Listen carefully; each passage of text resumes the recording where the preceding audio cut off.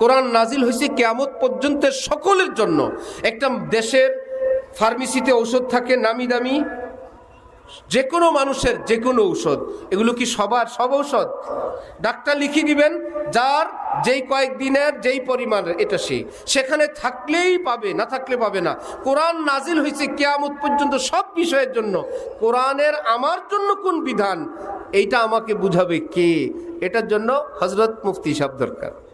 এটার জন্য ডাক্তারের চেম্বারে যাওয়া লাগে, ঘন্টা ঘন্টা সিরিয়াল দিতে হয়, প্রেসক্রিপশন দেন, একটা ওষুধও দেন না।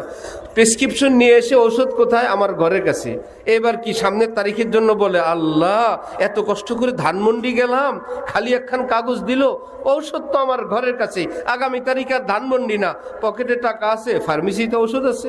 বলে ফার্মেসিতে ঔষধ কোনটা আপনার জন্য, কি পরিমাণ, এটার জন্য ধানমন্ডি গুলশানে যাওয়া লাগবে, বিজ্ঞ ডাক্তারের কাছে যাওয়া লাগবে। কোরআনে পাকের দ্বিতীয় হক কোরআনে পাকের হুকুমের উপর আমল করা। কিন্তু আমি আপনি নিজে নিজে হুকুমের উপর আমল করবেন, এটা আছে সেটা আছে, এটা অনুবাদে পাইলাম, এটা তর্জমায় পাইলাম, তাহলে ওই ফার্মেসির থেকে সরাসরি ওষুধ খেলে যা ঢুকে বললেন এত বড় নামি দামি ফার্মেসি, কি দিব? সব আইটেম এক পাতা করে দেন। কিছু খায়, কিছু নিজে খায়, কিছু ছেলে মেয়েদেরকে খাওয়ায়। এই লোকটা কি জ্ঞানী হবে না বোকা হবে? এক উস্তাদ কোরআন শরীফ লিখতে দিয়েছে আগের যুগে ছাত্রকে, হুবহু লিখবে, হাতের লেখা। লিখতে গিয়ে দেখে আবুল আহাবের নাম, একটু পরে দেখে গরু, একটু পরে দেখে মাকড়সা, একটু পরে দেখে কাফের। আল্লাহর কালাম, হরফে হরফে নেকি। আবুল আহাব পড়লে নাকি হবে? এই গরু মাকড়সা এগুলো আল্লাহর দুশ্মনরা কোরআনে ঢুকাইছে। এলেমের অবস্থা দেখেন, লেখে আর ফাঁকা রাখে।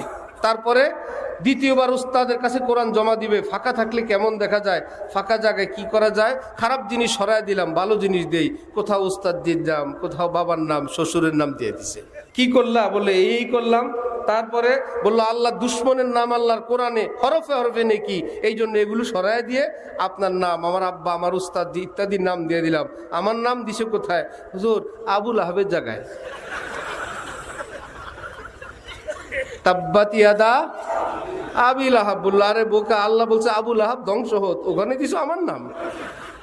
এলেম যদি না থাকে, ওই কোরআন ভালোবেসেই শেষ হবেন। কোরআনকে ভালোবাসা, কোরআনের জজবা, অনেক ওয়াইজ, অনেক বক্তা মানুষকে বলে কোরআন পড়বেন, কোরআনের অনুবাদ শিখবেন, নিজে নিজে আমল করবেন। বিদায় হজের ভাষণে আল্লাহ রসুল শুধু কোরআন এবং সুন্নাহ দিয়ে গেছেন, সুতরাং কোরআনে সব আছে। আমার ভাই, কোরআন থেকে উদ্ধার করে খাবেন তো সেটা দূরের কথা, গাছের ডাব থেকে নামায়ও তো খাওয়াইতে পারেন না।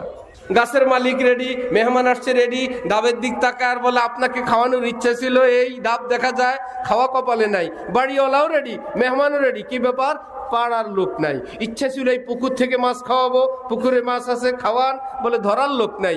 ইচ্ছা ছিল খেজুরের রস খাওয়াবো, গাছি নাই, গাছে রস আছে, গাছি না থাকলে রস কপালে নাই। গাছে ডাব আছে, পাড়ার লোক থাকতে খাওয়া যেরকম কপালে নাই। পুকুরে মাছ আছে, উঠানোর লোক না থাকলে যেরকম কপালে নাই।